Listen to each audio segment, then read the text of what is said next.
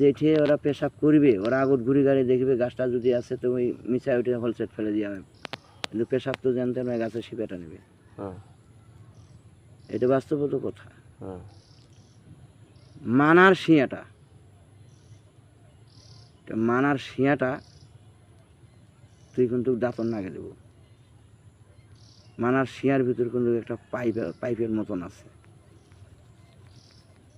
ওই পাইপের ভিতর কিন্তু 2টা 4টা 5টা পোকা থাকিবে, ওইগুলো পোকা ধানের ফুলের মতন। কথাটা বুঝিস? ওইটা যখন সিঁড়িয়া যখন দাঁতন নাগে দেবে না, তখন পোকাগুলা তোর আর ডেরাটা থাকবে না। ইউপিকে সিঁড়ি ফেলালু, ওপিকে সিঁড়িয়া ধরিয়ালু থাকে, আর ফাঁকা পাই ভেরিয়ে আসবে, একটার পর একটা কিন্তু ভিড় আছে। তখন মানুষকে দেখাচ্ছে বলে এই যে পোকা তোমার জাতের। আর ওগুলো কিন্তু ওই মানার ডেরা থেকে, মানার ইয়া থেকে, শিয়া থেকে। মানার ডেরা পাবো না, এরা পোকা শিয়াটা পাবো।